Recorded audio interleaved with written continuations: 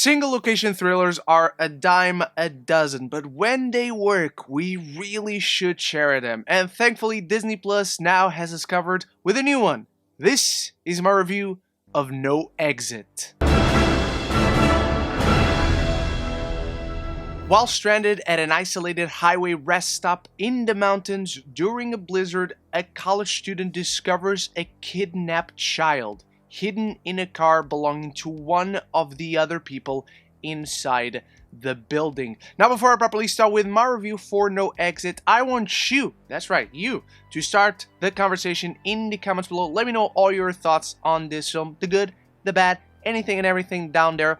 And of course, if you like movies and TV, this is the place to be. So consider clicking that subscribe button so you don't miss any future conversation on your favorite movies and TV.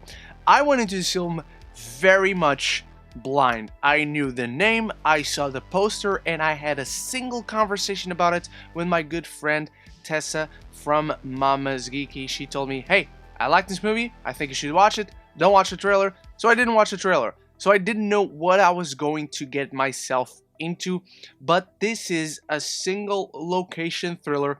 For the most part, it takes place inside this rest stop and on the outside of it, obviously.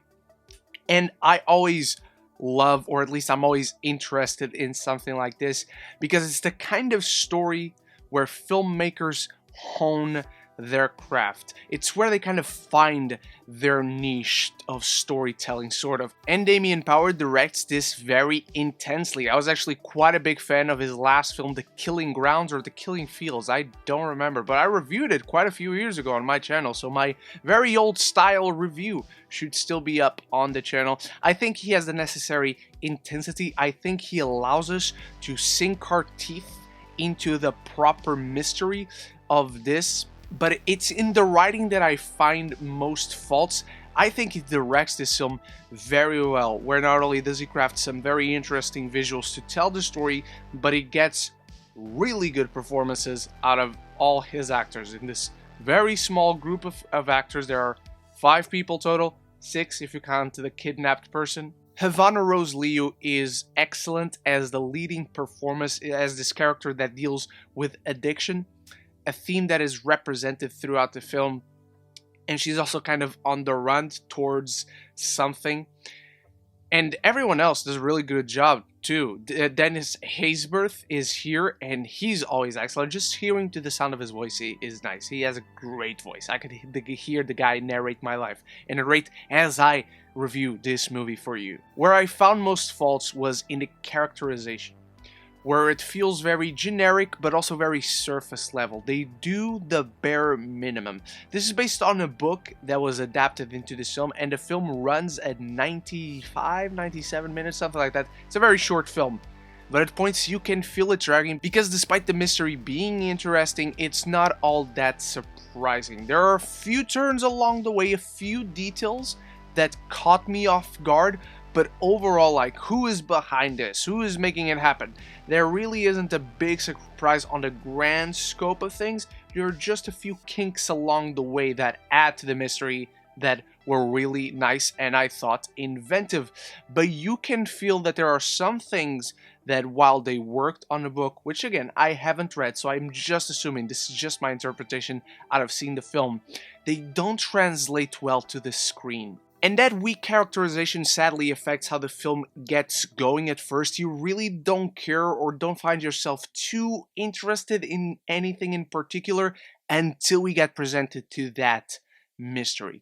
It's how the film unfolds that is intriguing. It's how it is directed that is fascinating to watch. Not so much the writing. Overall, it just feels clunky, and while you care about the overall plotting of things, the story at its core, it just needed a little bit more work for me to emotionally connect. However, I always appreciate a good mystery and seeing it unfold. Even when sometimes it is not surprising, I always love to see the cards being dealt, which is funny because at one point the characters in this film play cards. So there's a nice parallel, a nice metaphor right there. So despite No Exit not having the strongest characters and taking a little while to get going, once it presents us that captivating mystery, it turns into one hell of a straightforward, intense, suspenseful, nail-biting thriller. The direction is here, and the star-making performance from Havana Rose Liu is there, and I hope it opens more doors to this particular director and this particular star. I'm giving No Exit a B-. But those are only my thoughts on No Exit. I want to know what you thought of it. Have you seen it on Hulu, on Disney Plus? If you're from outside of the United States, like me, throw it all down there in the comments below. And if you like what you saw here, click that subscribe button so you don't miss any future conversation on your favorite movies and TV. I'll be back tomorrow with a second episode of my podcast, This Week in Geek, and I hope to see you there. And of course, on Monday, we gotta talk about the Batman. Thank you so much for watching, and until the next one, love each other and love the movies.